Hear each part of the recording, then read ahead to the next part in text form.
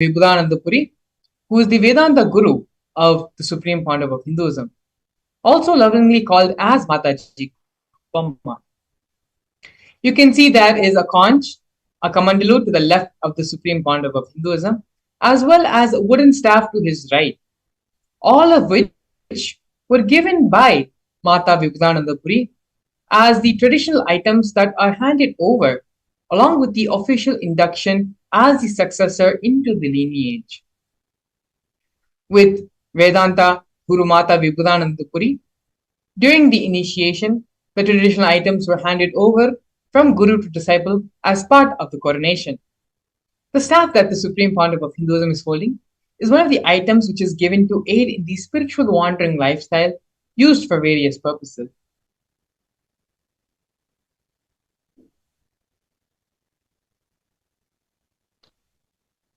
We are now looking at the early days of the mission of the establishments of Kailasa.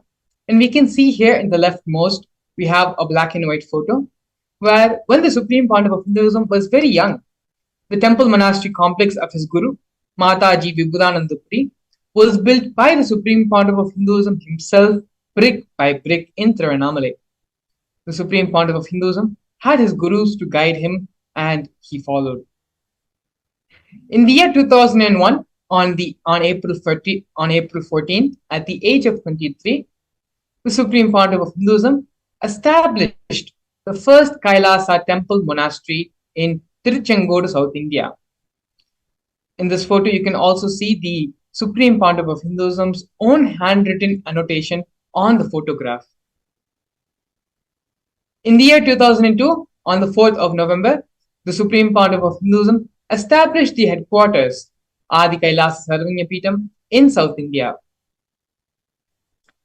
By the year 2004, the Supreme Pontiff of Hinduism, at the age 26, started conducting mass living enlightenment initiation conventions, taking people through powerful cleansing processes of the 7 energy centers in our body. In the year 2007, the Supreme Pontiff of Hinduism was welcomed and given the proclamation message by the Mayor of St. Louis, United States.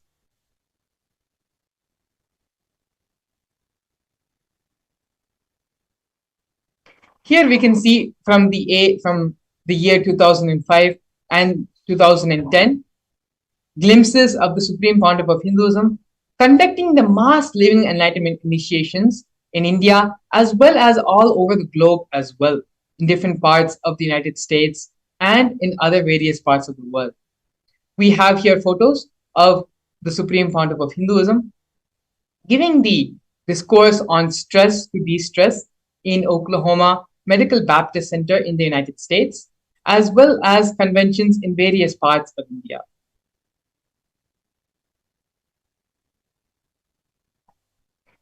Here we can see the Supreme Pontiff of Hinduism giving the mass living enlightenment initiations to thousands and thousands of people in the 2015 Nasik Kumbh Mela, as well as the 2016 Ujjain Kumbh Mela, both attended by thousands and thousands of people.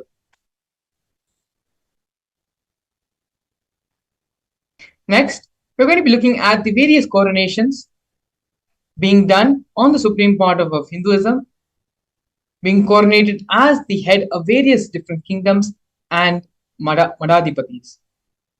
Here we have the Supreme Pontiff of Hinduism being ordained as the 233rd Guru Mahasannidhanam of Kanchi Kailasa Sarvanyapeetham, which is the Tondai Mandaladinam. Next, we have the Supreme Pontiff of Hinduism being coronated as the incumbent emperor of Suryavamshi Surangi Samrajya. Following that, we can see the Supreme Pontiff of Hinduism being coronated as the present 23rd Guru Mahasannidhanam of Dharma Mukti Swargapuram. In the year 2012, the Supreme Pontiff of Hinduism was coronated as the present 293rd Jagat Guru Mahasannidhanam of Kailasonatthi Shyamalapeetha Sarvanyapita. In the same year, the Supreme Pontiff of Hinduism was also coronated as the Mahamandaleshwar of the Mahanirvani Akhada, which is the largest apex monastic order of Hinduism. In the following years, the Supreme Pontiff of Hinduism was coronated as the 1008th Acharya Mahamandaleshwar, which is the head of all spiritual leaders of the Atal Akada, which is the ancient apex body of Hinduism, and was also elected as the Supreme Pontiff of Hinduism by a congregation of over 1,000 Hindu leaders, pontiffs.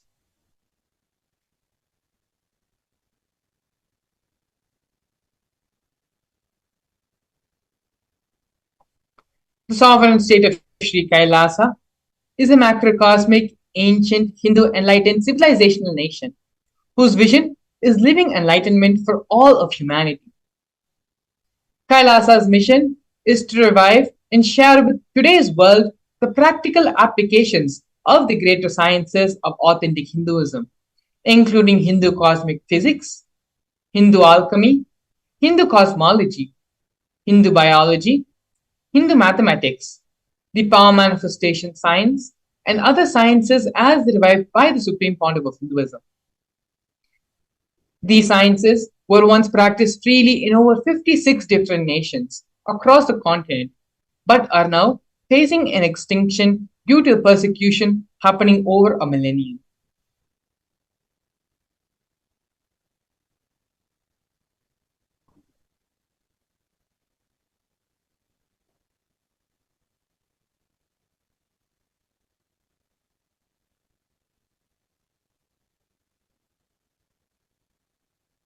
We're now going to be looking at the different Sri Kailasa's United Nations initiatives. These initiatives include Sri Kailasa United Nations for Globalization, Against Medical Malpractice, Enlightened Birthing and Pregnancy, and like this 100 different initiations founded and initiated by Sri Kailasa's United Nations. Sri Kailasa United Nations are 108 different initiatives to support a variety of humanitarian services, which collectively allows for the creation of an enlightened, peaceful, sustainable, equitable, resilient, and thriving world.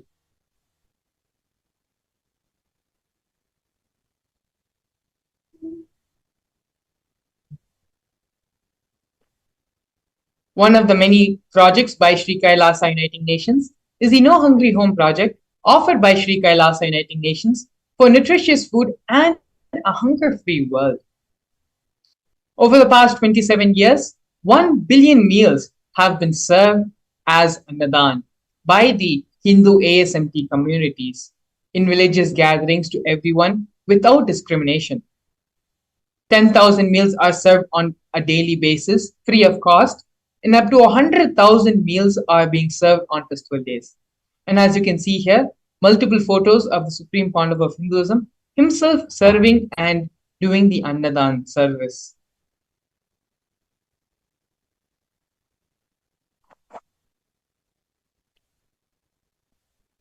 During the pandemic, which had lasted over the past 2 years and is still going on, Kailasa's protective and preventive COVID care centers were offered by Sri Kailasa United Nations for affordable and holistic healthcare. During the pandemic, the Supreme Pontiff of Hinduism converted his monastery campuses into a multi-layer quarantine facility free for all people, regardless of any differences in age, gender, caste, creed, ethnicity, color, social economic status, and so on. Food, shelter, internet, and all the basic facilities, including free medical care, were provided for all people who had come for an indefinite amount of time. More than 30 million citizens followed Kailasa's 28-day spiritual regimen in the year 2020.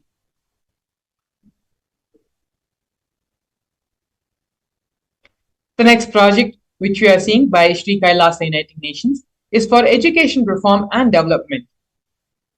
The Nithyananda is the largest Hindu university in the world established by the Supreme Pontiff of Hinduism. The Nithyananda Gurukul, inaugurated on the 2nd of October in the year 2006 by the Supreme Pontiff of Hinduism, is for the revival of the ancient Adi Shaivite Guru-disciple education system, which is an authentic knowledge transmission system based on enlightenment. In the Nithyananda Hindu University, more than 20 million enrollments have happened, and the Nithyananda Hindu University offers 7,000 free courses as well as has extended campuses in more than 150 countries.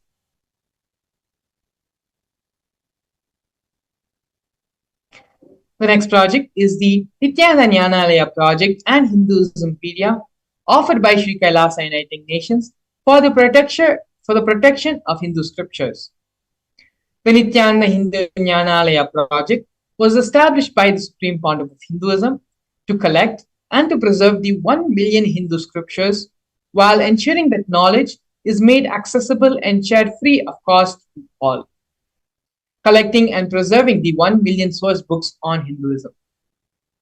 The Supreme Pontiff of Hinduism himself has authored more than 10,000 books in 3 different languages, and they have been translated into 50 other languages. The Supreme Pontiff of Hinduism has also published more than 10,000 articles and has given 10,000 hours of free discourses with over 1 billion views. Kailasa's Hinduismpedia is a project established by the Supreme Pontiff of Hinduism, where the Supreme Pontiff of Hinduism has collected more than 15 terabytes of digital books and rare manuscripts from all the 19 Sarvanya Peetams, ancient mutts, and ashrams. 1 million pages on Hinduism, the collection of 22,000 digital books, 1,000 e-text books, and over 100,000 articles on various topics in Hinduism.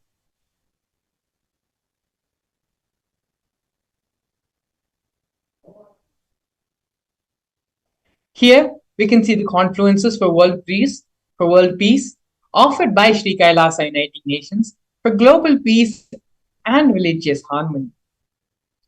In the year 2009, the Supreme Pontiff of Hinduism organized a month-long peace walk covering 1,000 kilometers and 1,000 villages to bring together in harmony from all walks of life to promote feeling connection and oneness among people. During conducted in villages along its path.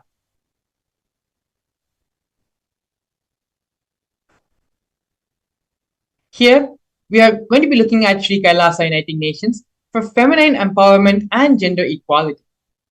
Kailasa's Yogini Sarvanya Peeta was established for yoga and meditation universities to empower the quality of life and emphasis on life solutions through Vedas and Agamas, empowering the indigenous rural women, fighting against wrongful gender stereotyping,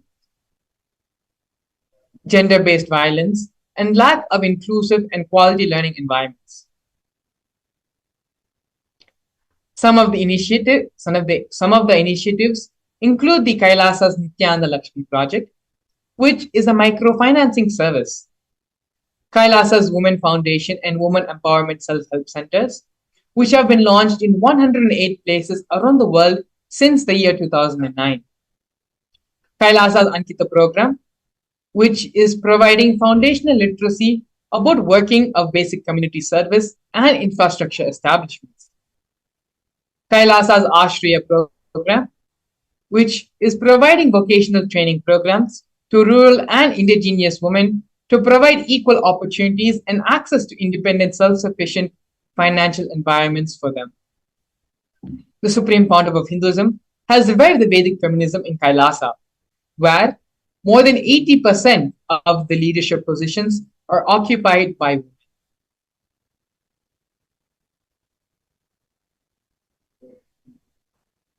The next project which we are looking at is the Nithyananda Yoga offered by Sri Kailasa Uniting Nations for yoga. The Nithyananda Kriyas are 108 different Kriyas targeting the major disorders of diseases such as diabetes, arthritis, and blood pressure by the Supreme Pontiff of Hinduism and have been verified scientifically.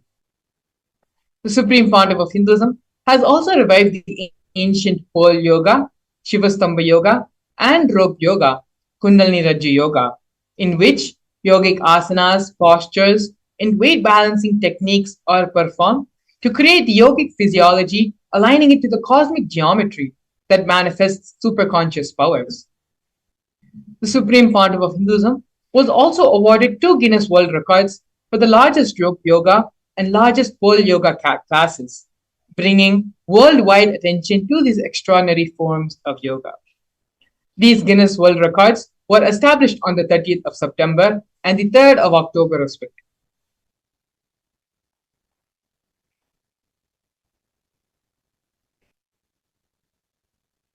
Despite being heavily persecuted continuously for over a decade, the Supreme Pontiff of Hinduism is unwavered in his intention, in his commitment, and action in building the only Hindu nation, the sovereign state of Sri Kailasa, to protect, revive, and preserve Hinduism, the most ancient, most peaceful, still living, and long lasting demonstrable system that shows the possibility of peaceful coexistence amongst people.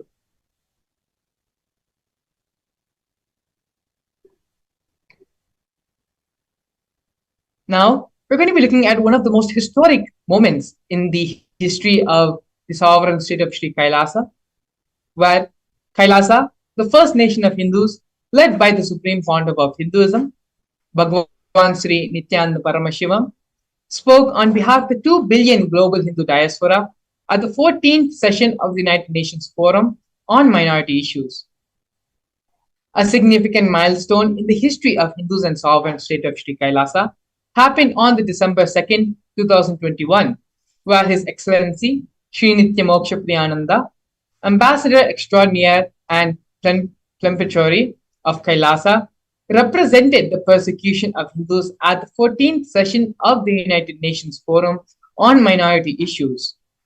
The theme of the forum was conflict prevention and the protection of human rights of minorities. This was the first time the plight of persecuted Hindu minorities was represented in the United Nations.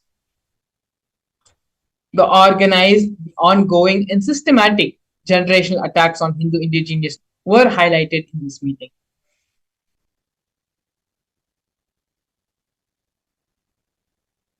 Now we are looking at the torture and murder attempts by state and non-state actors on the Supreme Pontiff of Hinduism, where over 70 assassination attempts and physical attacks had happened on the Supreme Pontiff of Hinduism in India as well as in abroad. 40 attacks on community members, destruction of monasteries and temples, over 60 incidents of attacks, molestation, and rape of women and women monks. Intense lawfare via over 100 false legal cases, intersectional persecution using the entire government mechanism, including the politically owned media, police, judiciary controlled by politicians, as well as inciting mob violence through the social media. Despite all these attacks and illegal persecution happening on the Supreme Pontiff of Hinduism, Swamiji, his unwavering intention, has built the Kailasa nation for the purpose of giving the superconscious breakthrough to the whole of humanity and to revive and protect Sanatana Hindu Dharma.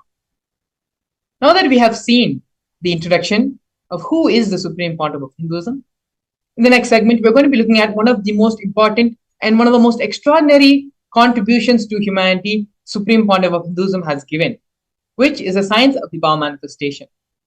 We're going to be learning about the Shastra Pramana of the science of Bhava manifestation, exactly what is the Bhava manifestation and what is the science behind the Bhava manifestation, as well as the live demonstration of these powers with the blessings and grace of the Supreme Pontiff of Hinduism.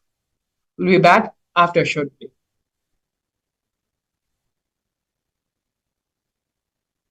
A more intelligently connected world leads to a brighter future. An enlightened humanity leads to a better world. During the Paramashivam program, we help people to discover their superhuman possibilities and help them to find and achieve the true purpose of their birth by giving them the techniques, practices, and methodologies from the Vedagamas, the original source scriptures of Hinduism. This is reviving the ancient original Vedas and Agamas in all its glory, in a user-friendly way for the modern mind. The Supreme Pontiff of Hinduism is transforming human beings into divine beings, reviving, initiating, and and replicating the 463 powers from the Agamas revealed by Paramashiva.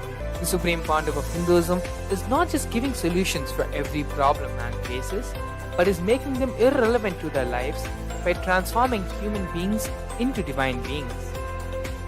Listen. Any argument presented by your mind, body, your present reality to establish you are not Paramashiva. You are not omniscient, omnipotent, omnipresent. Anything presented to prove you are not Paramashiva is illegitimate.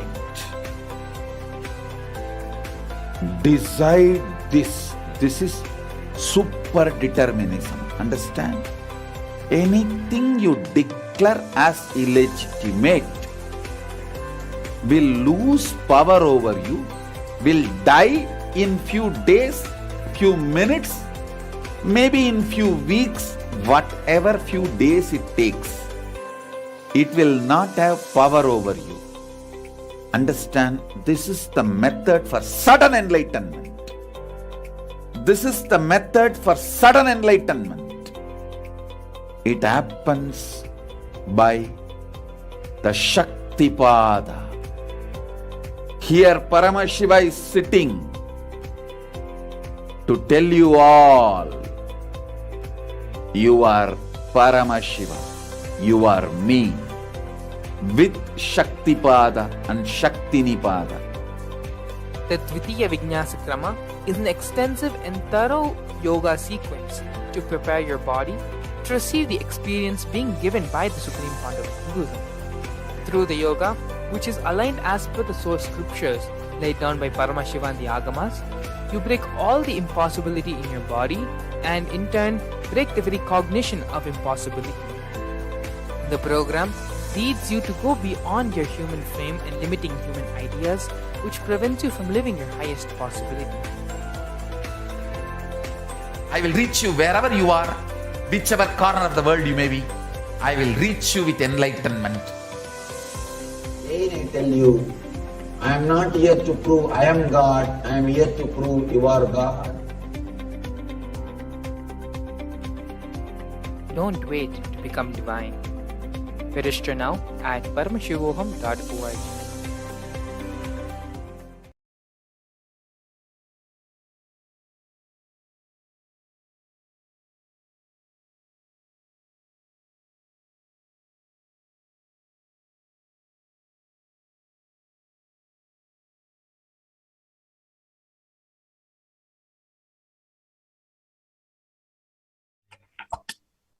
Nithyanandam, I welcome all the viewers watching us live on all our social media platforms like Facebook, Twitter, and YouTube to this powerful and beautiful session on power manifestation. Today, we're going to see the science of power manifestation. We're going to understand various aspects of power manifestation. We're going to see what is the difference between Shaktis and Siddhis. And ultimately, we are going to have a live demonstration of these extraordinary powers of Paramashiva. So first, we'll see what is the science of manifesting Shaktis. In the Vedagamas, which are the source scriptures of Hinduism, Paramashiva reveals in elaborate detail that every human being is hardwired to be able to manifest the 463 extraordinary Shaktis of Paramashiva. Manifesting powers are described in a systematic method and science for human beings to explore the various possibilities and powers and have access to various states of consciousness. Shaktis manifest from the fundamental cognition that you are divine. You need to manifest the divine, and you are not a man, and you need to reach divinity. So now we'll be seeing the difference between Shaktis and Siddhis. Shaktis express from the space of enlightenment as a side effect of feeling connection with the divine and the highest integrity with the Guru. Whereas siddhis are powers that manifest from tapas, which is penance, for enlightenment. When you strive to enlightenment, all the tapas that you do, what manifests at that time, the small powers that you get at that time is siddhis. Shaktis enlightenment. And as we said, Shaktis are manifest from the state of enlightenment, whereas Siddhis manifest on the path of enlightenment.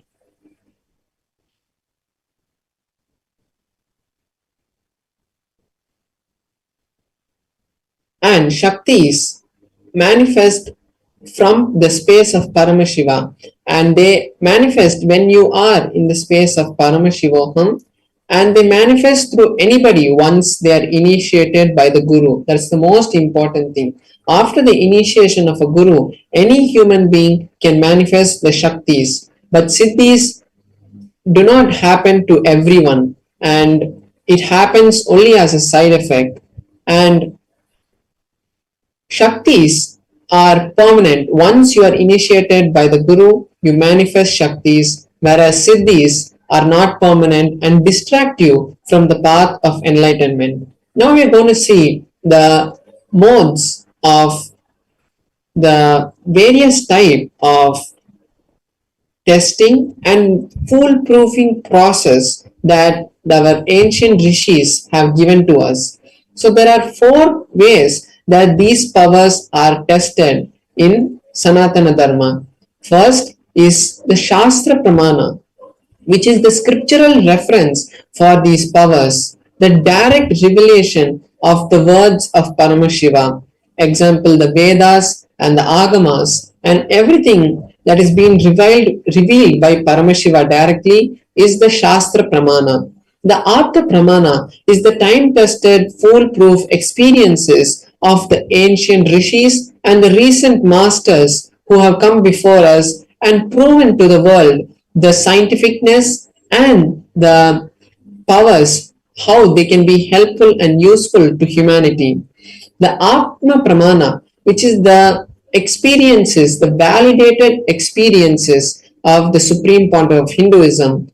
After he experienced anything, he made sure that it is in alignment with the Vedas and Agamas, which are the Shastra Pramana, and the Apta Pramana, the experiences of other rishis and masters. And once it is acid washed through both of these, he gives it to us as his Atma Pramana. Then we have the Pratyaksha Pramana, which is the scientific study on these powers, what science is able to understand while these powers manifest.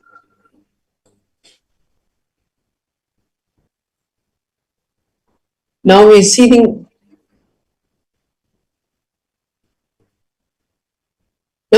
the source. Who is the source? From where do these Shaktis manifest? The answer is Paramashiva. Paramashiva is the primordial divinity in Hinduism, the ultimate reality and the cause, which is the self, effulgent, Swayam Prakasha, all pervading and untouched by time and space. And from this Paramashiva only, this whole universe is manifested, and we manifest from the space of Paramashiva.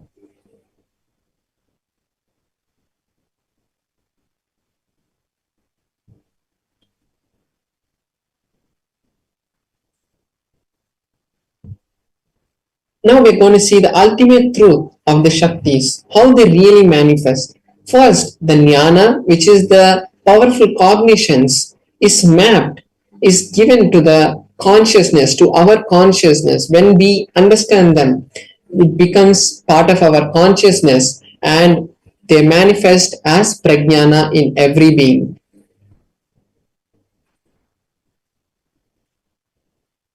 Now we're going to be seeing the pramanas for each of these powers, pramanas for the power of the third eye.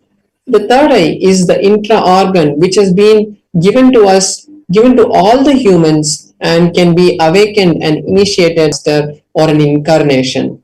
And as we have the Supreme Pontiff of Hinduism, who is the direct Nijavatara, the direct form of Paramashiva, through his initiation, we are able to awaken the third eye.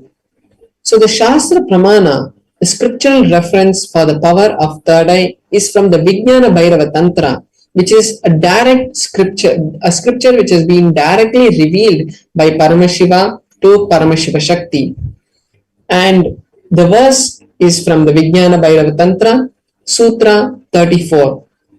The verse goes, Kapalantar manonyasa tishtan milita lochanaha kramena manaso dadyat lakshayet lakshyamuttamam.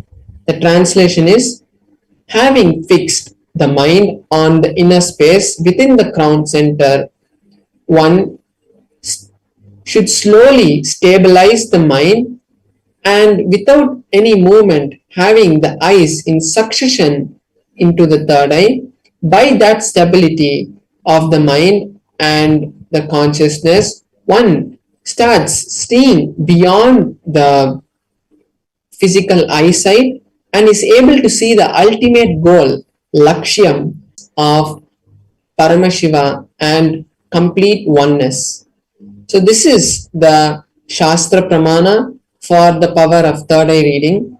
Now we'll be seeing the Apta Pramana, how the history and the ancient masters have shown us this power.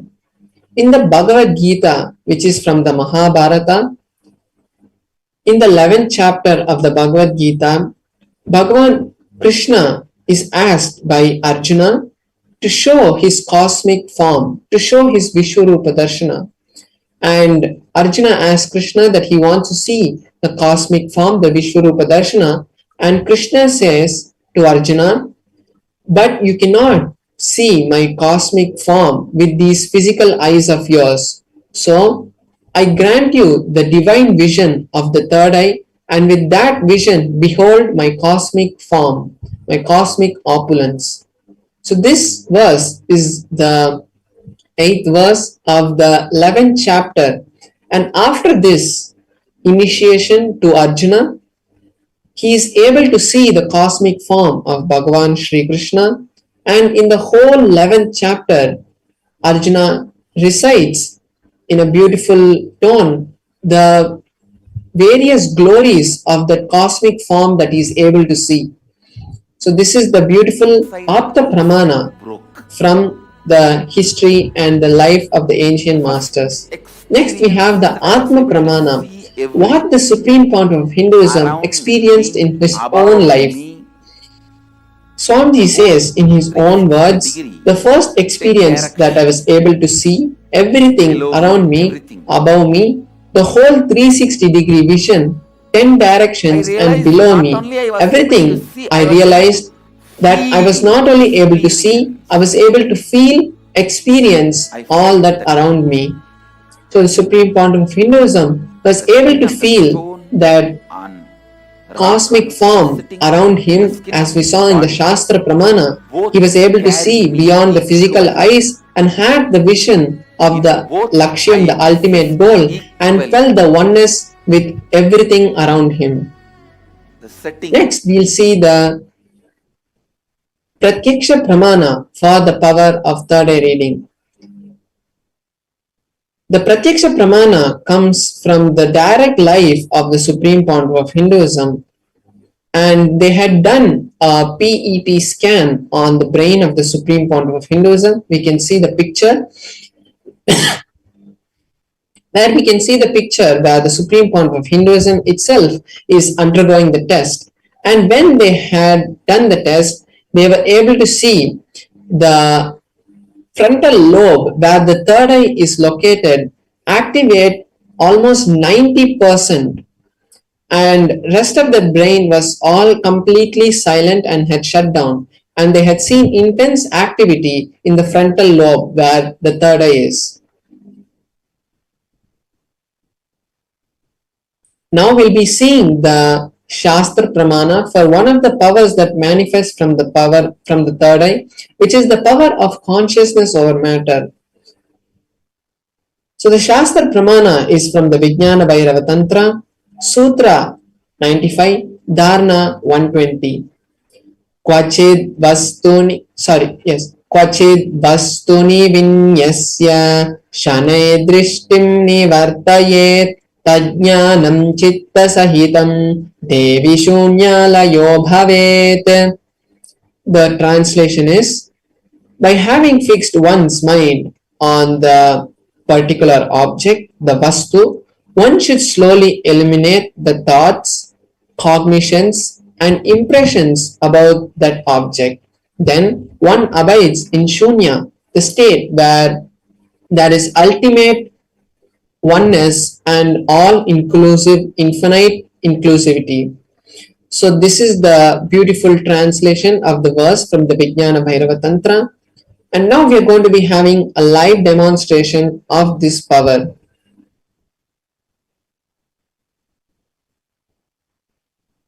So now I'll be showing my Atmalinga. So we're going to be manifesting, I'm going to be manifesting this power with my Atmalinga. So the Atmalinga is basically a crystalline linga which is made from the spatika material or the quartz material, and then it is energized by the Supreme Pontiff of Hinduism itself and installs Paramashiva himself into this linga. And after that, he gives each one of us, after an initiation, the beautiful Atmalinga. So what I'll be doing is I'll be placing my hand on a flat surface, and by the power of oneness, by the power of Paramashiva, we will all have the beautiful darshan of the Atmalinga standing by its own. And I'll be showing you now in a close-up camera the Atmalinga and my palm, and also I'll be showing, we'll all be able to see that there is no strings tied, and as the Atmalinga is crystalline material, no magnets can be used, and there's no glue or any other way that the Atmalinga is being moved.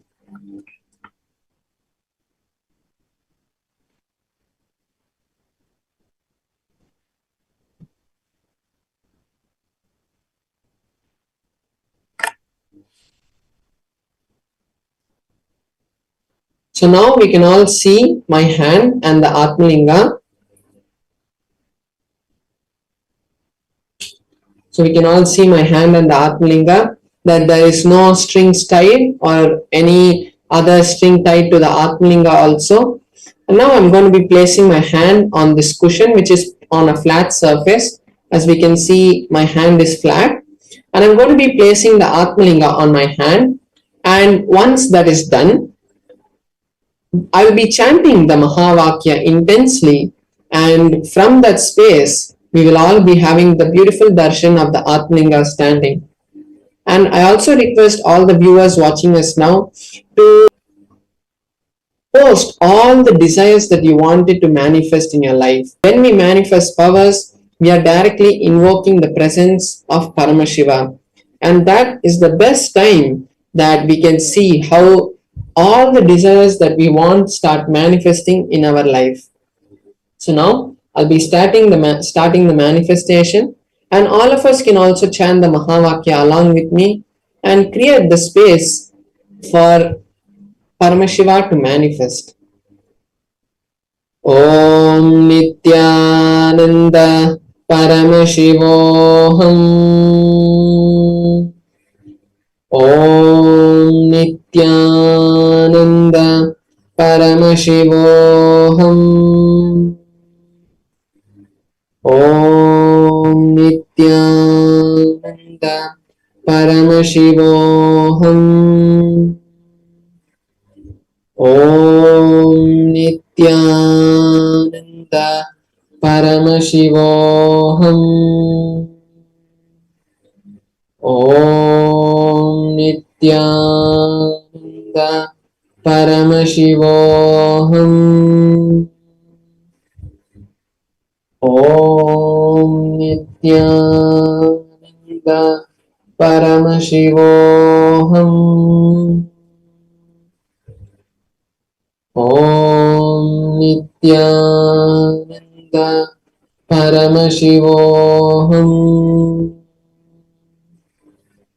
Om Nithyananda Paramashivoham. Om Nithyananda Paramashivoham. Om Nithyananda Paramashivoham. Om Nithyananda Paramashivoham. Om Nithyananda Paramashivoham. Om Nithyananda Paramashivoham. Om Nithyananda Paramashivoham. Om Nithyananda Paramashivoham. Yes, now we have seen the beautiful manifestation of the Atmalinga.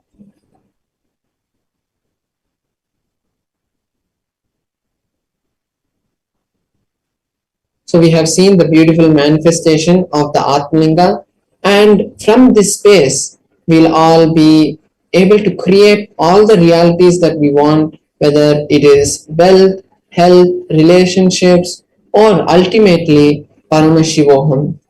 And now is the best time for all of us to create the space to manifest Paramashivoham in our life. And when we create the intention and start seeing a reality happening, that is the only way that we can start really creating realities in our life. Because when we think, oh, I want money, I want wealth, Paramashiva, please give me wealth, when we start thinking like that, we only see that we are only asking Paramashiva. We are saying, I want wealth, and the cosmos also tells us, Tatastu, you keep wanting wealth. It is not a negative way of telling the cosmos is not being negative, but the cosmos keeps giving us just a blessing of Tatastu, Tatastu, Tatastu. That is, so be it, so be it, so be it. And when we keep asking Paramashiva that we want this, we want that, Paramashiva only keeps giving us the blessing that is going to happen. And the real secret is only when we see that reality is dead. We tell Paramashiva, thank you so much for manifesting the wealth already in my life, and really feel that devotion and gratitude towards Paramashiva. When we do that, is really when Paramashiva will also bless us, saying, Tatastu, so be it, you have the wealth. And that is the real secret to manifesting wealth. And this is not a story that is being just told to you now, but it has happened in thousands of people's life after the blessing of the Supreme Pontiff of Hinduism. So take this time now to register yourself for Mahaparamashivamam. Create that intention first, because when you create the intention, you are seeing the reality manifest. And when you see the reality manifest, automatically you are going to be seeing the manifestation happening. So now let us take this beautiful opportunity that Paramashiva has given us to manifest this reality of Paramashivoham. So let's all head over to paramashivoham.org, and the QR code and the link is being projected below in the scroll, and there's a QR code you can scan. So now let's take this time to do that, and while we are doing that, we'll be back to you after a short break with beautiful sessions from the Supreme Pontiff of Hinduism. Thank you, Nithyanandam. A more intelligently connected world leads to a brighter future. An enlightened humanity leads to a better world. During the Paramashivam program, we help people to discover their superhuman possibilities and help them to find and achieve the true purpose of their birth by giving them the techniques, practices, and methodologies from the Vedagamas, the original source scriptures of Hinduism. The Supreme Pontiff of Hinduism is reviving the ancient original Vedas and Agamas in all its glory, in a user-friendly way for the modern mind. The Supreme Pontiff of Hinduism is transforming human beings into divine beings, reviving, initiating, and replicating the 463 powers from the Agamas revealed by Paramashivam. The Supreme Pontiff of Hinduism is not just giving solutions for every problem man faces, but is making them irrelevant to their lives by transforming human beings into divine beings. Listen. Any argument presented by your mind, body, your present reality to establish you are not Paramashiva. You are not omniscient, omnipotent, omnipresent. Anything presented to prove you are not Paramashiva is illegitimate. Decide this. This is super determinism. Understand? Anything you declare as illegitimate will lose power over you, will die in few days, few minutes, maybe in few weeks, whatever few days it takes. It will not have power over you. Understand, this is the method for sudden enlightenment. This is the method for sudden enlightenment. It happens by the Shaktipada. Here Paramashiva is sitting to tell you all, you are Paramashiva, you are me, with Shaktipada and Shaktinipada. The Dvitiya Vijnasa Krama is an extensive and thorough yoga sequence to prepare your body to receive the experience being given by the Supreme Pontiff of Hinduism. Through the yoga, which is aligned as per the source scriptures laid down by Paramashiva and the Agamas, you break all the impossibility in your body and in turn break the very cognition of impossibility. The program leads you to go beyond your human frame and limiting human ideas, which prevents you from living your highest possibility. I will reach you wherever you are, whichever corner of the world you may be. I will reach you with enlightenment. Again I tell you, I am not here to prove I am God, I am here to prove you are God. Don't wait to become divine. Register now at Paramashivam.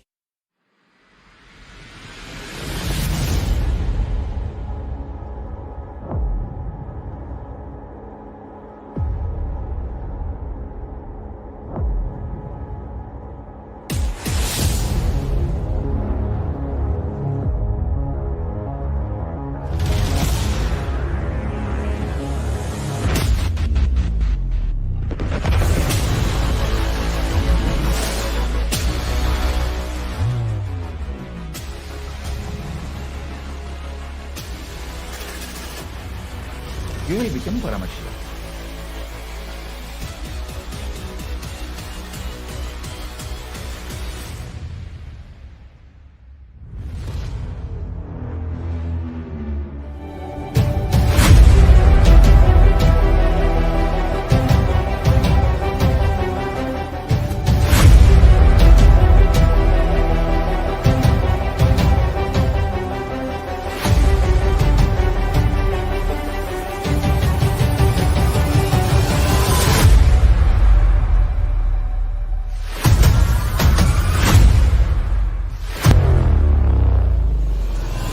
Whatever I shared till now, condensing the whole thing and reviving it as experience. Starting from completion, unclutching,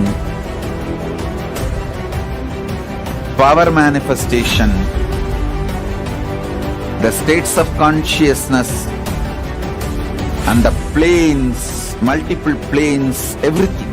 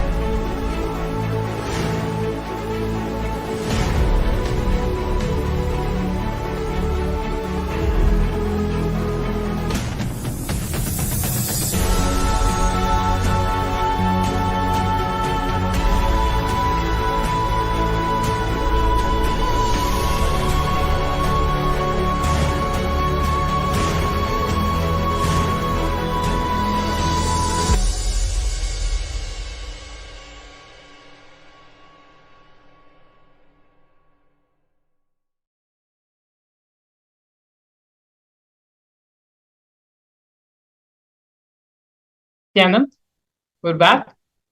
Very beautifully, Paramashivam Maharaj had demonstrated the power of consciousness over matter for all of us. We're just connecting with Swamiji, with the supreme founder of Hinduism.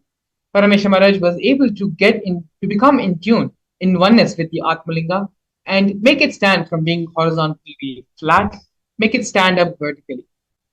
These are one of the three powers which Paramashiva has laid down, has given in the Agamas. And these are the sciences which the supreme founder of Hinduism is reviving and is sharing with the whole world.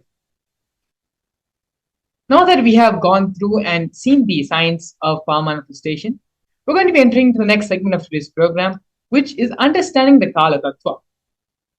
As we had mentioned earlier in today's segment, the supreme founder of Hinduism is going to be gracing all of us with the Bhava Samadhi Darshan of Virabhadra.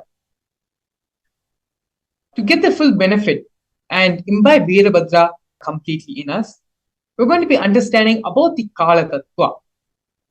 Kala, the literal translation of the word Kala, means time in Sanskrit. Understanding about the Kala Tattva and how the Kala Tattva, just understanding and cognizing this truth about the Kala Tattva is enough to raise our consciousness to the higher frequencies and higher time zones. We are now going to be listening to a series of satsangs given by the supreme founder of Hinduism to understand exactly what is the Kala Tattva. Before we enter into the satsang, let us all come to the space of deep listening and restful awareness, so that the words of the supreme founder of Hinduism can enter into our being directly. Let us take a few minutes and move from the space of hearing to the space of listening, where we imbibe and start cognizing all the words, all the thought currents, and all the ideas, all the cognitions the supreme founder of Hinduism will now be sharing with us. So you can all sit straight with your head, neck, and spine in a single line and bring our awareness to the third eye center. And visualize Swamiji is sitting there in the third eye center as Paramashiva with the 25 heads and 50 hands. Take a few moments to come back to the space of restful awareness. And we can now enter into the satsang.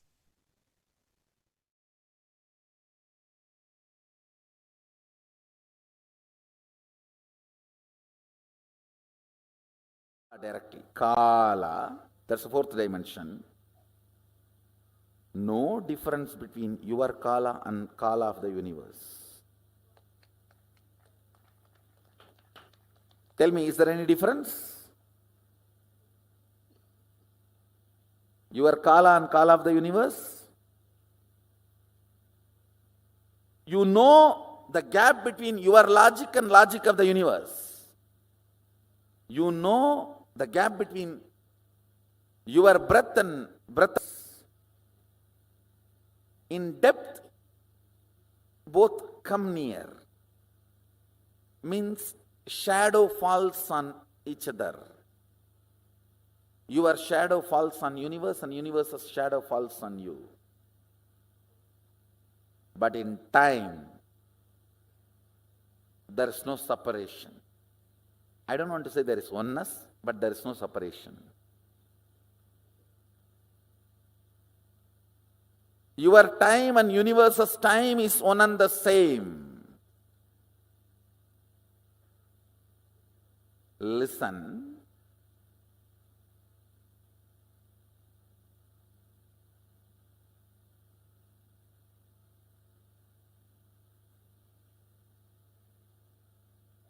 Listen carefully. Anything which makes you feel universe's time is different and your time is different is not you.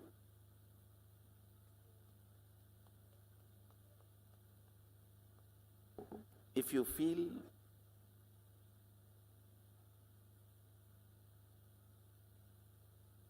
your body is this many years old, it is separate from the universe, that is not you.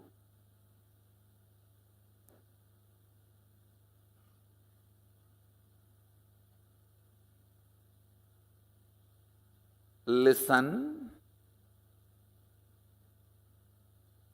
I am telling you two things. One, don't think, oh, earlier itself I heard all these Vedantic lessons. That and all doesn't work for me. The moment it becomes time, I feel hungry and all my Vedanta goes in the air. Listen.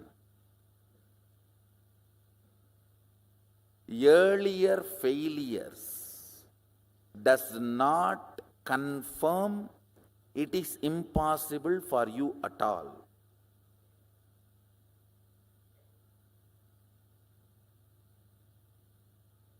Earlier you might have failed due to various reasons. Now you will be successful because I am going to be the reason.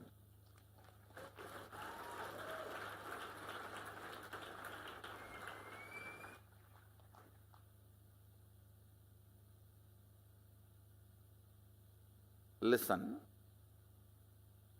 I may be ferocious, but I am a go-getter. I'll make you get it. I am integrated to my job. I'll either convince your logic or confuse your logic. I'll make you to come to the conclusion and this cognition. Let me put it in this way. Listen.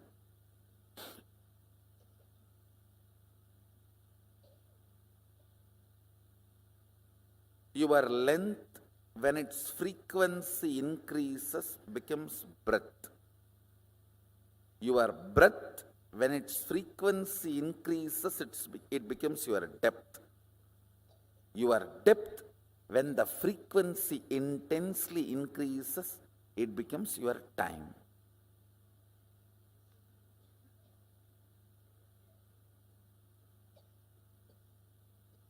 In breadth, length is included. In depth, length and breadth is included. In time, length, breadth, depth is included. This fourth dimension is the space where your so-called normal human life faces a breakthrough. Listen carefully. Anybody who is introduced to the time dimension, Kala, manifests even one or two powers related to Kala. You are liberated from death. Listen carefully. You need to know the principal unit why you are manifesting powers or why you are not manifesting powers. If you know, that solves literally every possible problem. Time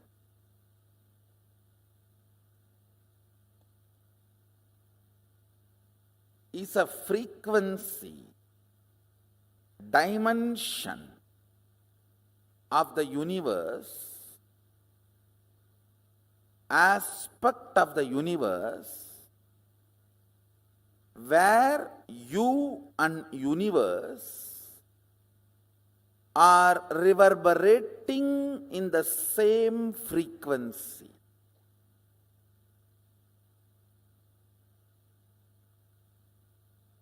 Unit of time of the sun, moon, Kailasa and you is one and the same. Listen, yesterday I said, our 1 year is 1 day for them, but unit is same. Only quantity different. How many of you are understanding? It's only quantity different, but not. So in Tattva, principal unit, listen carefully, your logic and logic of the Devatas are different. They are not same. Your breath and Devata's breath, not that far away, little closer. Your depth and Devata's depth, little more. But in time, your unit of time and their unit one and the same. There is only quantity difference.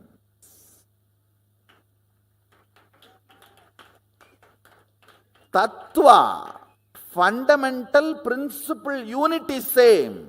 How many of you are getting it?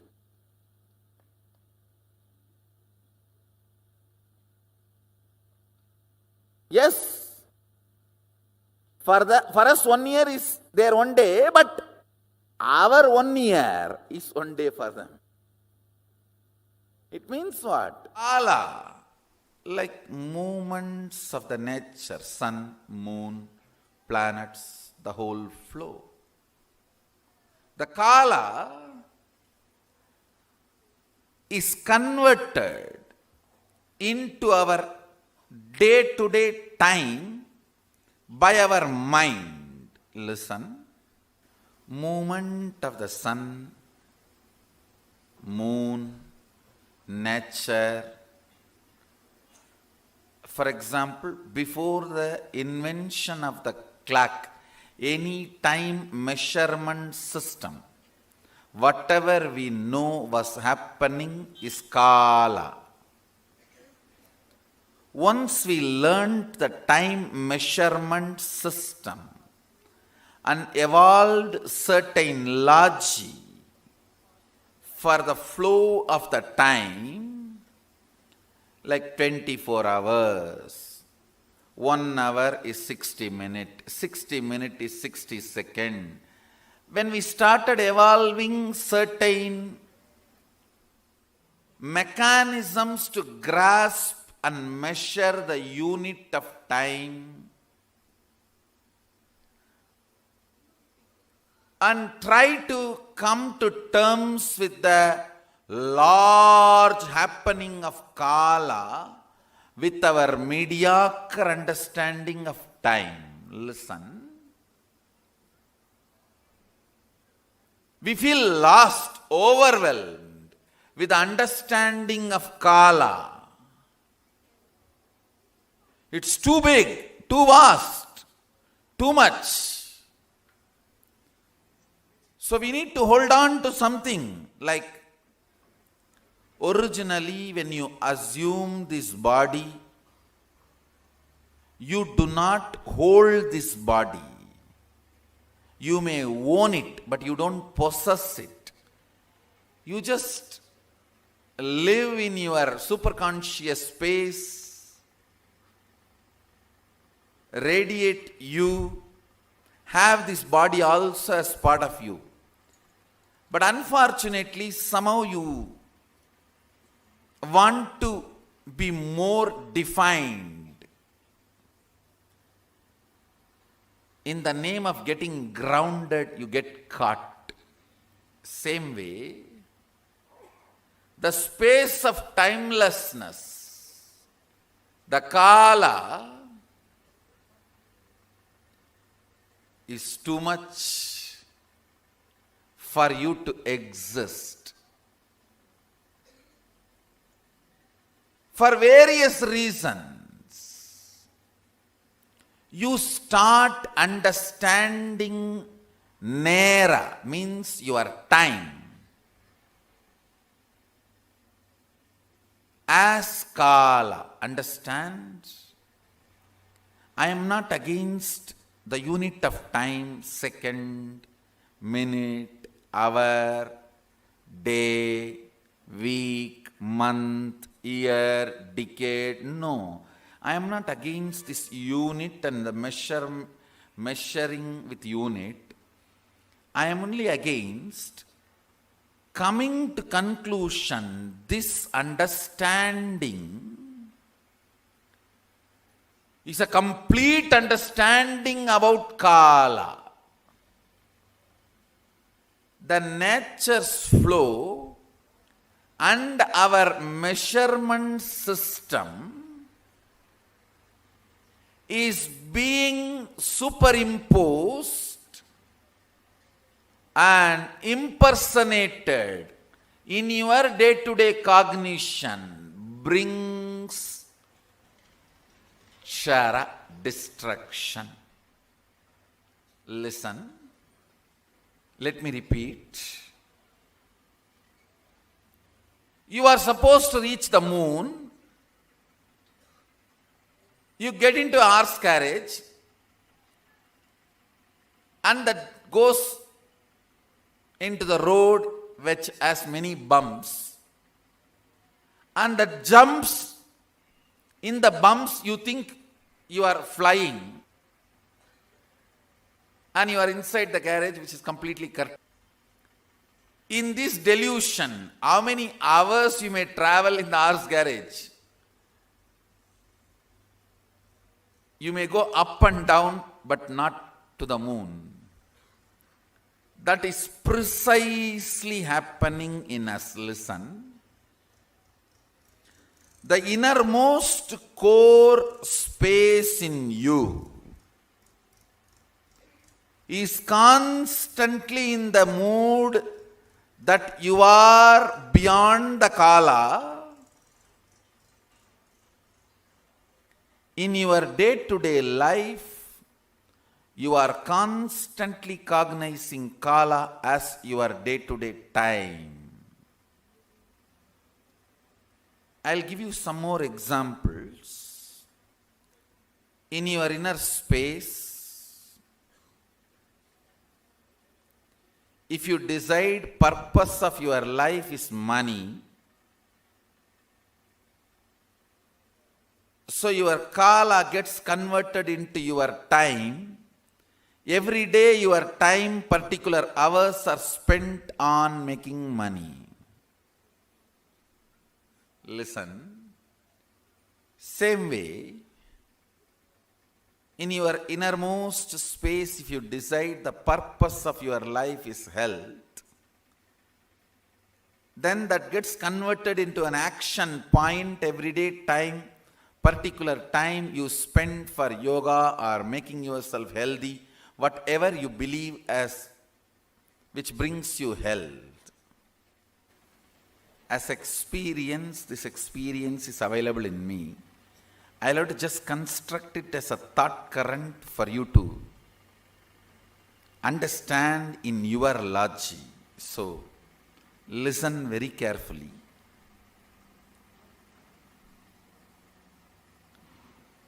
The session I am going to declare or claim two big things. Two big claim. It will look too big or as impossible if you miss this thought current. Only if you come along with me, understand this thought current, you will understand, yes, that is possible. Mahadeva says, when the click happens, that is what is initiation.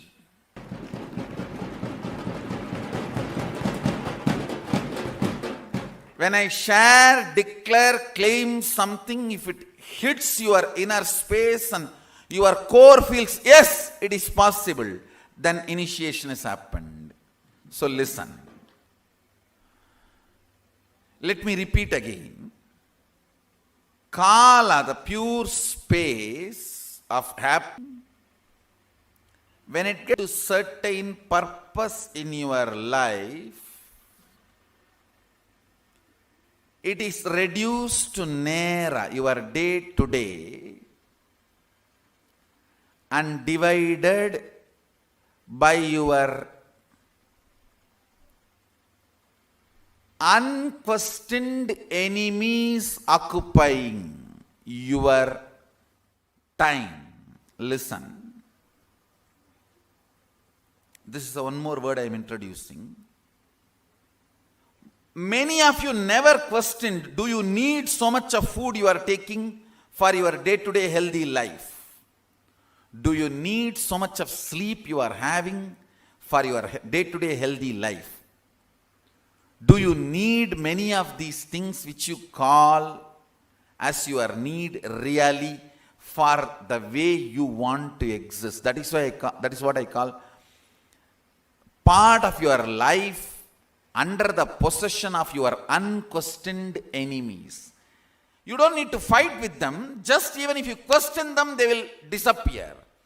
You have so many enemies like them who will disappear just by your questioning or sitting in your system. Your laziness, your tiredness, your boredom, your cunningness, your decision to cheat your own life's purpose, your decision to go against your own very existence. Look in, understand. The unquestioned enemies, the enemies of you, whom you are not questioning, who are occupying your inner space,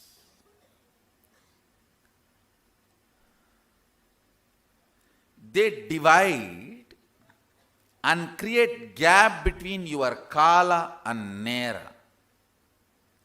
Means your existence and your perception of your existence.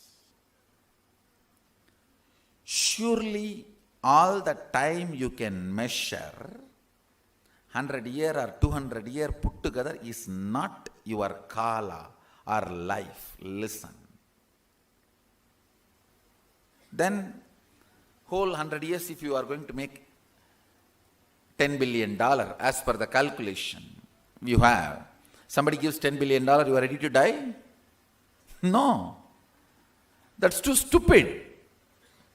That's foolish. You all know the Kala as huge possibilities than the Nera with which you function. Nera means time. When the Kala gets mapped in your unconscious way of living, it is called time. The translation of the existential reality into your perception reality. Existential reality is Kala and your perceived reality is time. In this conversion, I should say it is more like a convulsion, not even conversion. In this convulsion,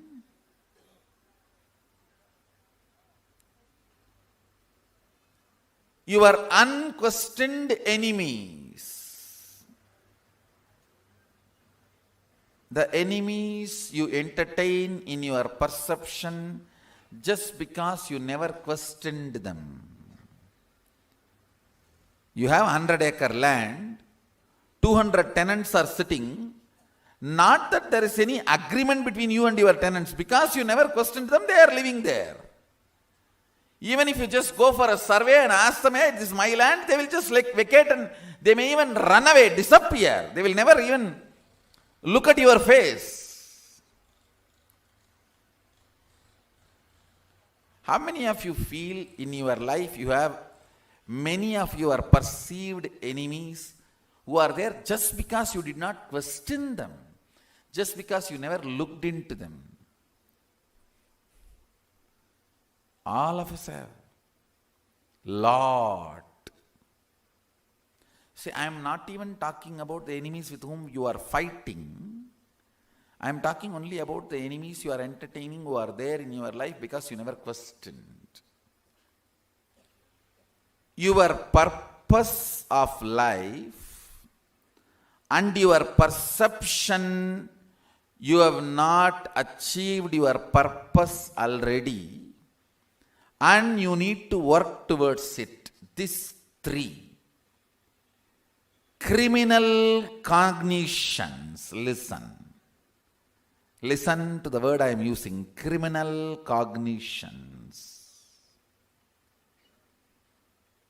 Reduces, converts your kala to your time.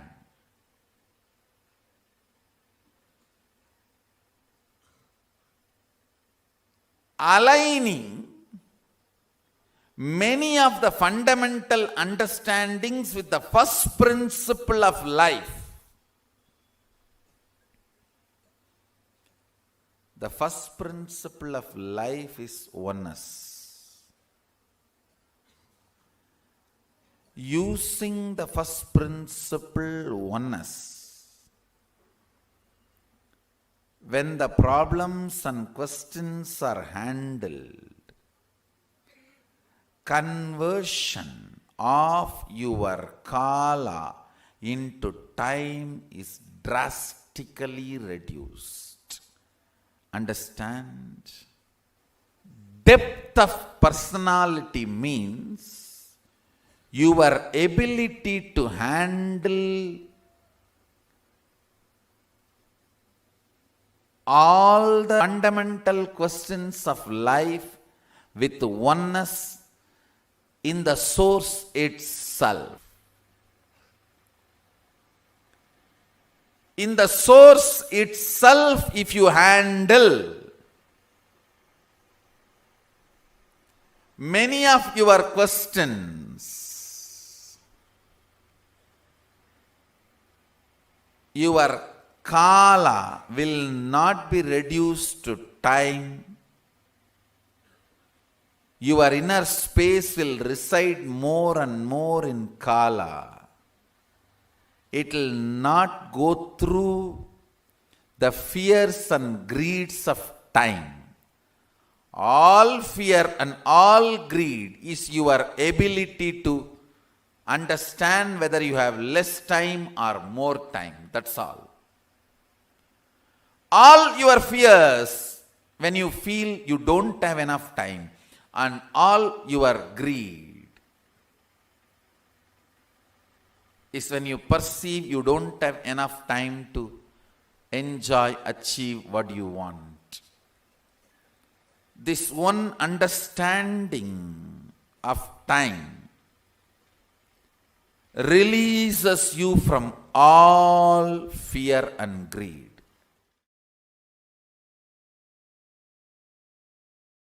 Your remembrance of you powerfully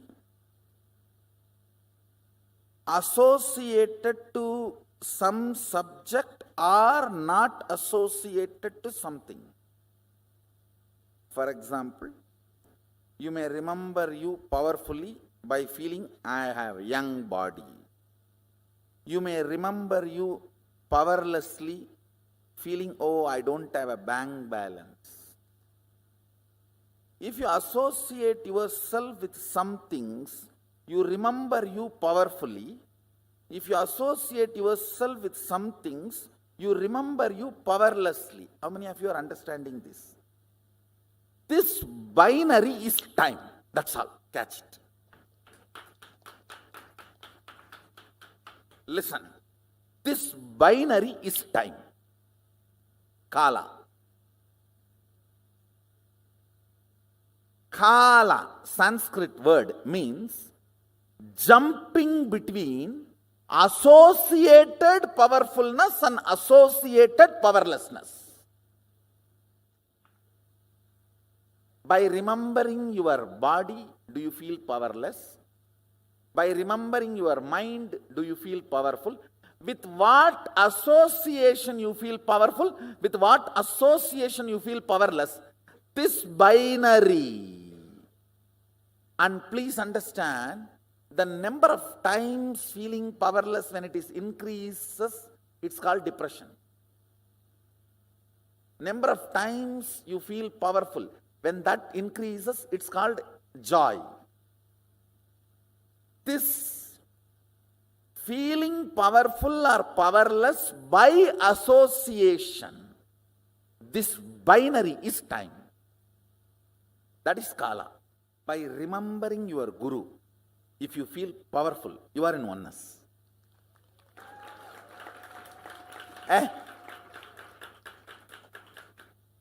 என்ன வேணா இருக்கணும்டா, இருக்கட்டும்டா. கடவுளே என் பக்கம், அப்புறம் என்னடா.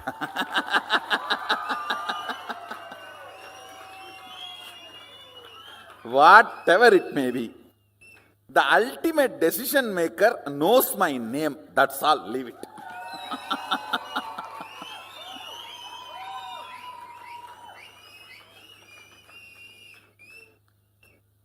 That is actually the initiation.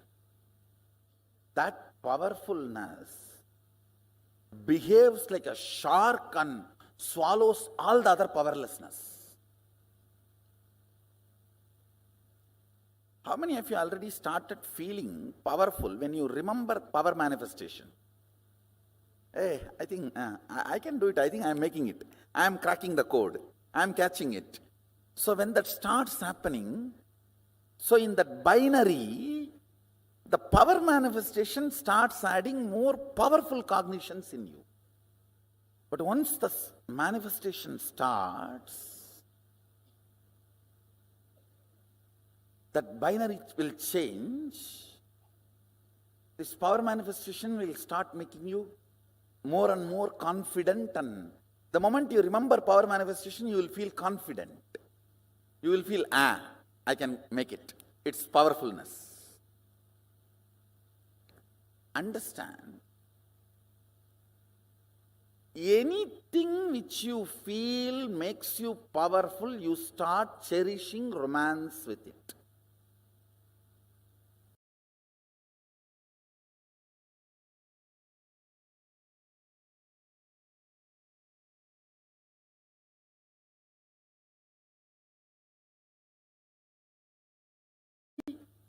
The power manifestation starts adding more powerful cognitions in you.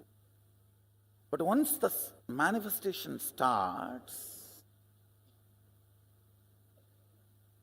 that binary will change. This power manifestation will start making you more and more confident, and the moment you remember power manifestation, you will feel confident. You will feel, I can make it. It's powerfulness. Understand, anything which you feel makes you powerful, you start cherishing romance with it. Cherished romance. Listen carefully. Cherished romance makes the frequency of you in tune with the time. That is why time is forgotten when you are in love. When you are in love, you do not know how time passes. How many of you are catching what I am saying? Being in cherished romance with the whole life is mastering time dimension. About this binary, associating with something feeling powerless or powerful. This binary is Kala. Associating with something and feeling powerful is cherished romance. You start cherishing romance with it because it is making you powerful. It may be power manifestation or guru, God, with whatever. It can be even money, anything with which you feel it is making you powerful, you cherish romance with it. And cherished romance raises your frequency to the frequency of Kala. That is why when you are in romance with something, time is forgotten. You don't know how the time is moving. If you are sitting with your close friend 3-4 hours, you don't even remember time is lost. Your dating period. With the whole life being in cherished romance is what is powerfulness of the Kala dimension. Just listen to this fundamental truth.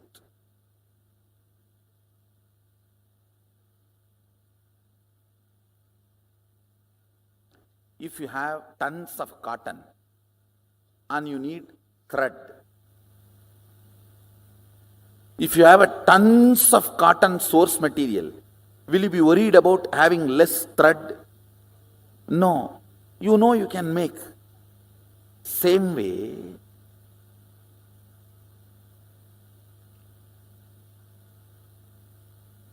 if you have understanding about Kala, you know you can make any amount of time for your body and mind.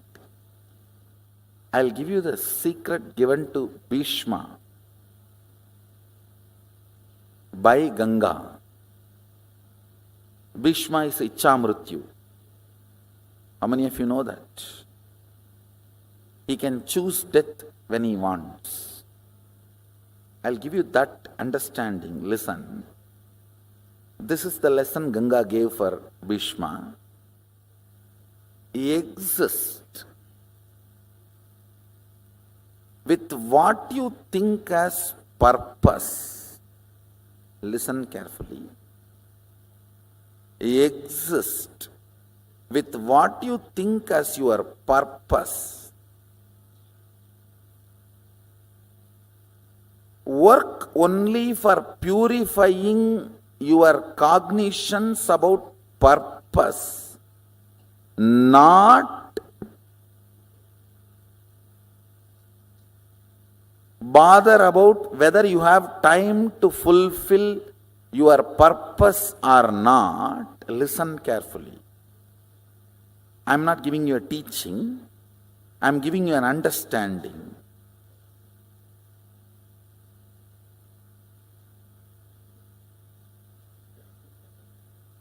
The number of times you remember you have become old makes you old. How many of you understand that? You remember you don't have time makes you don't have time, not to have time. How many of you are getting what I am saying? Now the next statement I am going to make is little mystical, but listen. If you die as a billionaire, when you assume the next body, you will be born in a billionaire family and whatever you left will be with you. It's a law of cosmos, understand? You don't get cheated. Listen carefully.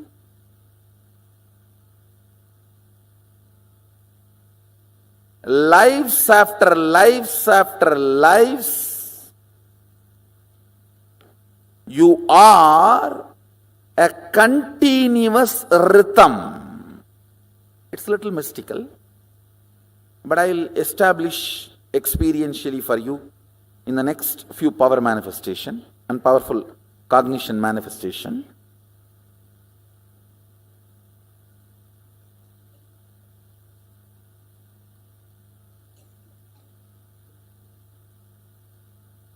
Sometimes in the mathematical class they tell, oh, let us assume x is equal to y till we come to the result. When we come to the result, you will understand x is equal to y.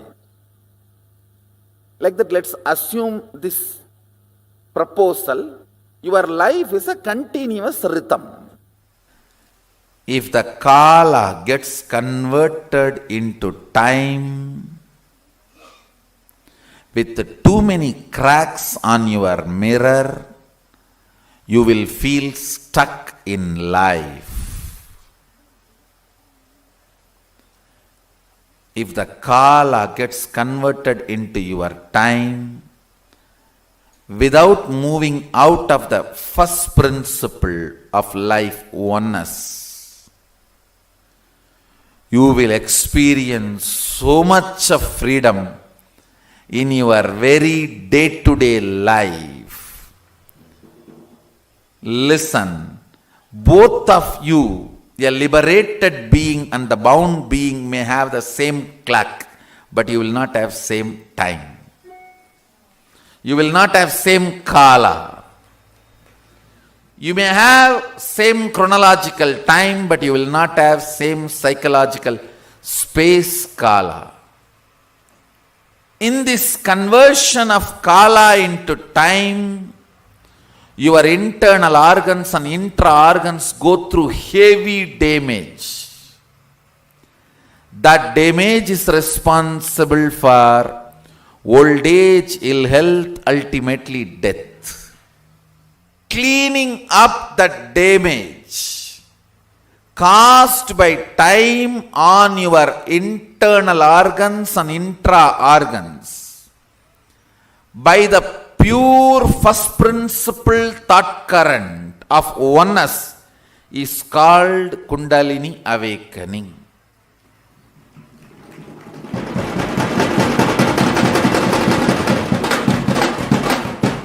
Fundamentally, I put the thought current of oneness into your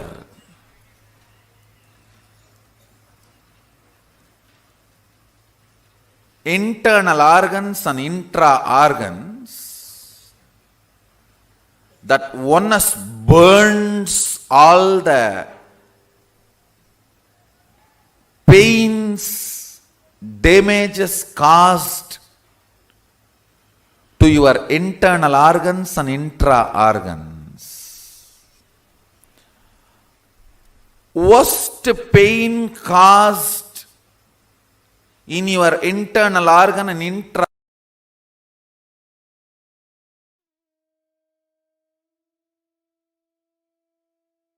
Yes, beautifully.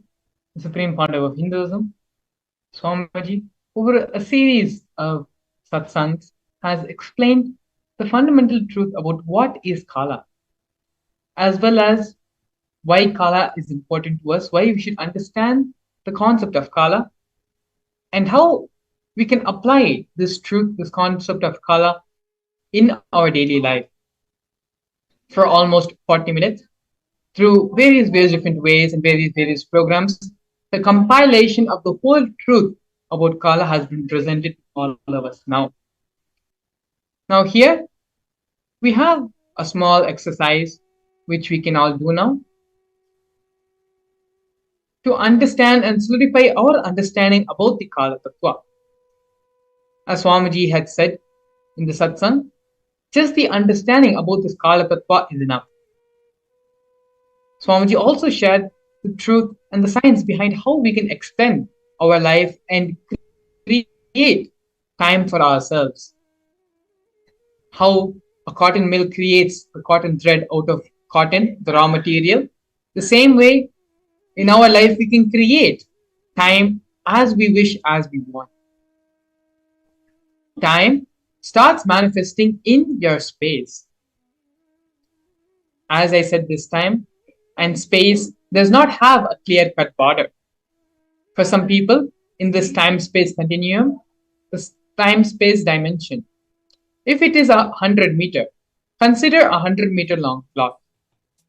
For some people, 70 meters is time and 30 meters is space. For some people, 30 meters is time and 70 meters is space. For some people, even 2 meters, only 2 meters is time and the rest 98 meters is space. For some people, 98 meters is time and 2 meters is space. Listen, these are the direct words of the Supreme Founder of Hinduism. When the length dimension starts manifesting its possibilities in all its multiple levels, it gives birth to the breadth dimension. When the length dimension and breadth dimension both starts manifesting all its possibilities in multiple levels, it gives birth to the depth dimension. When the length dimension, depth dimension, breadth dimension, all three starts giving birth to all the infinite dimensions of them in multiple levels in all possibility, spontaneously and simultaneously, they give birth to a dimension called time. Let me repeat the internalization exercise once more. This requires a little bit of your listening in the space of deep restful awareness. This understanding of Kala Tattva is enough to change your whole perception about life, about your reality, and start manifesting life as the way you want it to happen. I'm going to repeat the internalization exercise once more.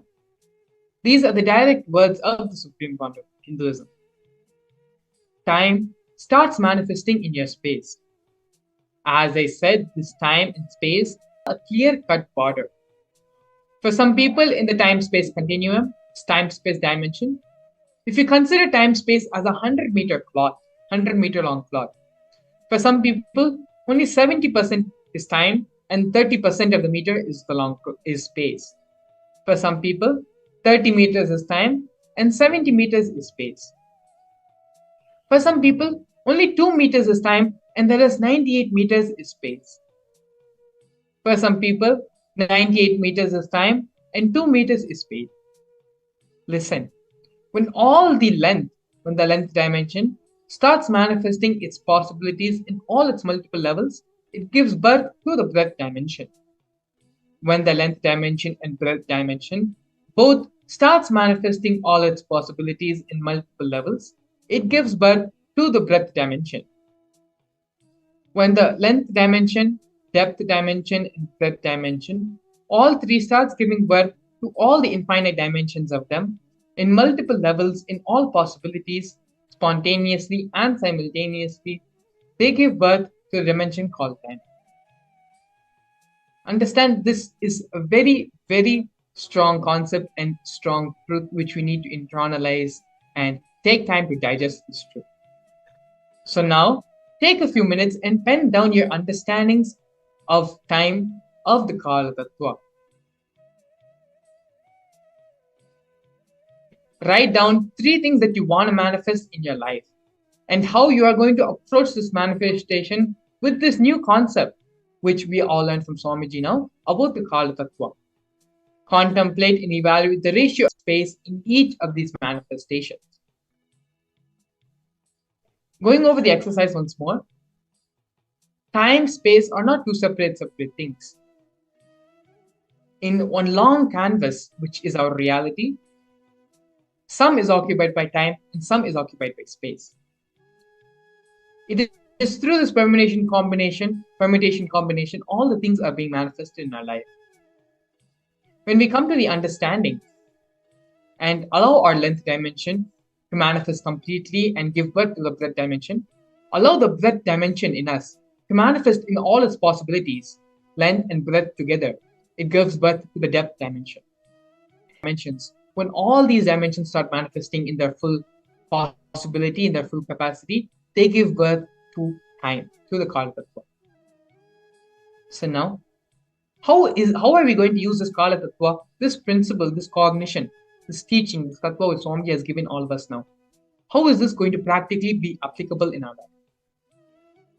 Let us start by penning down 3 things which we want to manifest.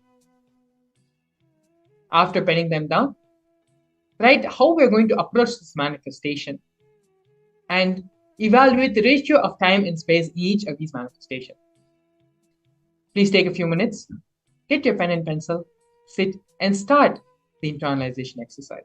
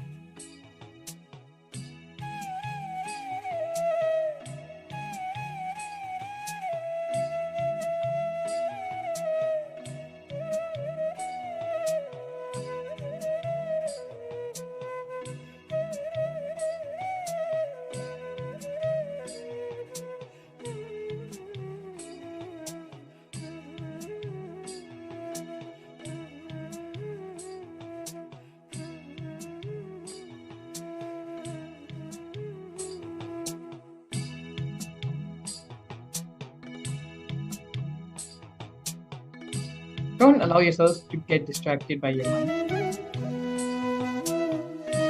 Continue the process sincerely. After this process, we're going to be having the Darshan, the initiation of the Supreme Founder of Hinduism, manifesting in the Bhava Samadhi of Lord Virabhadra. When we do this process, when we do the internalization, we allow ourselves to open up to the energy, to the frequency of Lord Virabhadra. It is through these various processes and exercises and contemplation on the Kala Tattva, our brain starts vibrating in the same frequency, in the same time zone of Lord Virabhadra. So understand, this is a very important step to manifest and to get on same frequency wavelength of Lord Kala Bhairava, which will help you to experience the Bhava Samadhi Darshan completely in its full possibility, the full manifest. So please do the exercise sincerely and internalize the Kala Tattva, the truth about time. Write down the 3 things that you want to manifest in your life and how you are going to approach this manifestation, as well as evaluating how much of this manifestation will be in the time and how much of this manifestation will be in the space. Please continue to do the internalization exercise sincerely.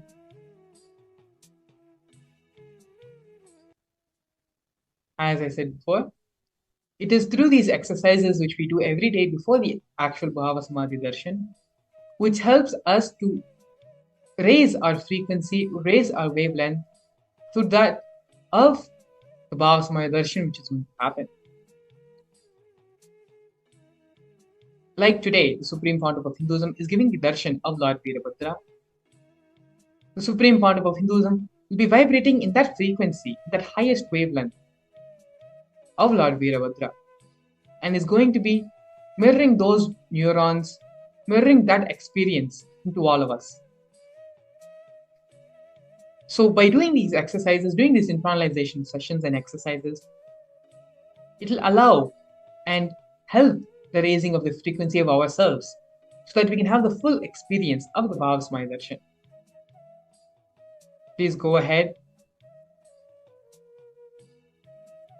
and continue the process, the internalization exercise.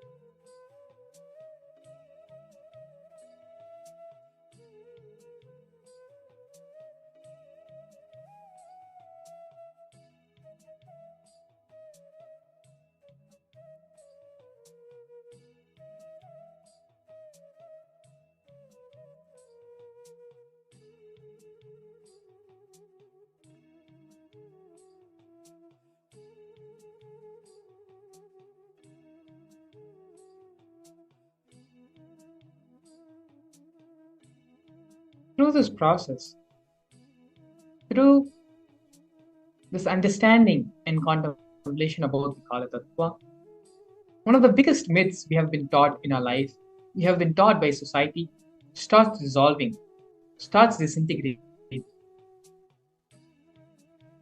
The cognition, the concept that we have only a certain amount of time to live.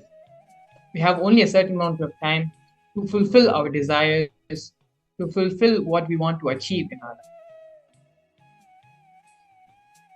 Swamiji is breaking the fundamental cognition and concepts or social conditionings which we have been brought up with through this understanding of Kala Tattva. Throughout the satsang, Swamiji also expanded on how we can create time for ourselves as and when we need, for our body and our mind. The understanding and the truth, the power of the Kala Tattva goes much more further deeper. To understand these various dimensions of the Kala Tattva and the other 35 Tattvas being given in the Vedas and the Agamas, the Supreme Pontiff of Hinduism will be expanding on this and much more during the Paramashivam program, which is going to be happening from February 9th to February 28th.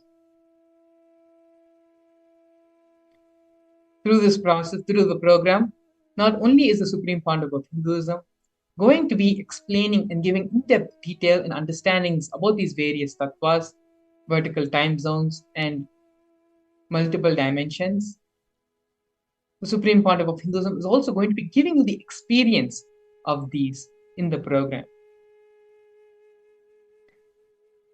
If you follow the QR code, which is being projected below, and go to the link and register for the Paramashivam program now, today, not only will you be able to have access and to have the darshan and listen to the Supreme Pontiff of Hinduism, giving all these truths and giving this experience to you, but also the Virabhadra Darshan, Virabhadra Bhava Samadhi Darshan, which is going to be happening today, will also be available to you. Now that you are doing the process and you are understanding the Kala Tattva and opening yourself and raising your frequency to that time zone, to that wavelength, all that is left is having the darshan of the Supreme Pontiff of Hinduism as Lord Virabhadra. To have the darshan and awaken your consciousness, raise your frequency, your wavelength to that of the higher vertical time zones, all you need to do is scan the QR code or directly go to the website Paramashivam, where you can register yourself for both the program and the Bhava Samadhi Darshan. Today, Swamiji has expanded on only one tattva, which is the Kala Tattva. To understand and learn more about the remaining 35 tattvas and other concepts, truths, and realities, such as the vertical time zones and the multiple dimensions, all this and more can be experienced in the Paramashivam program, Paramashivam program. So please do take this opportunity to go ahead and visit the website paramashivahome.org, or you can scan the QR code being projected on the screen and register yourself for the Paramashivam program. After you have finished your internalization process, you can please take a few minutes and go ahead and register yourself for the program.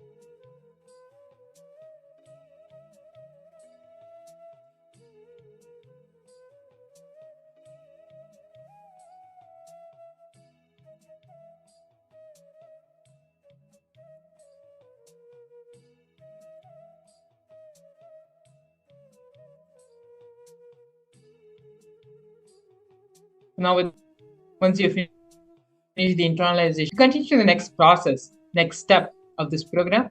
Please go ahead and register yourself for the Paramashivam program, where in depth you can understand more about these various tattvas, various truths, and also have the Bhava Samadhi Darshan of Lord Virabhadra, which the Supreme Founder of Hinduism will be gracing all of us today. And so now with this, we're going to be moving into the next segment of today's program. Please stay tuned.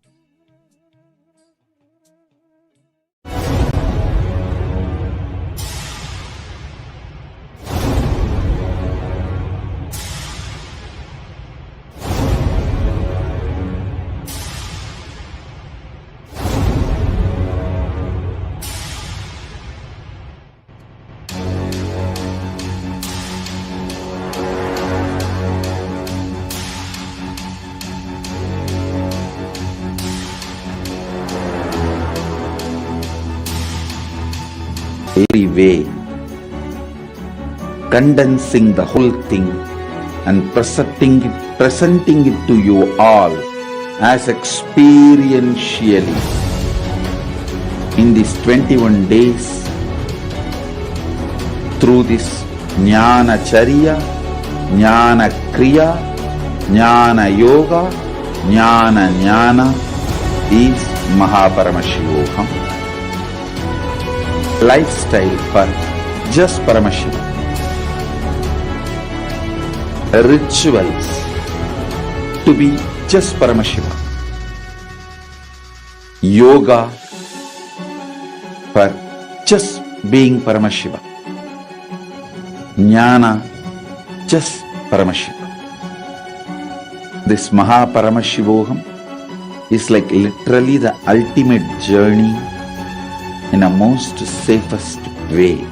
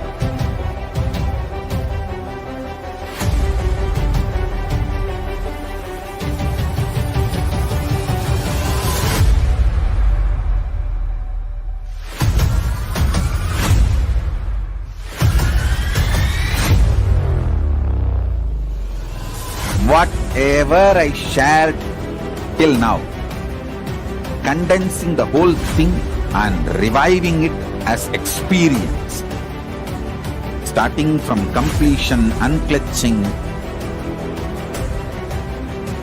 power manifestation, the states of consciousness and the planes, multiple planes, everything.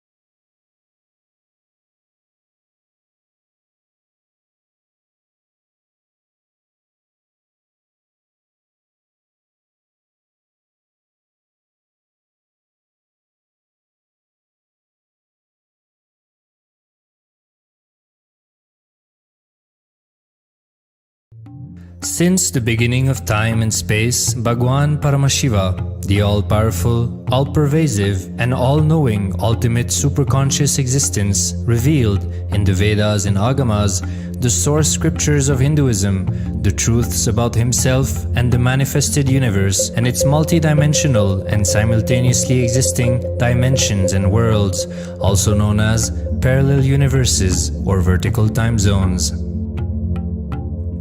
त्रुट्यादिप्रत्ययस्यार्थ कालो माया samudbhavah.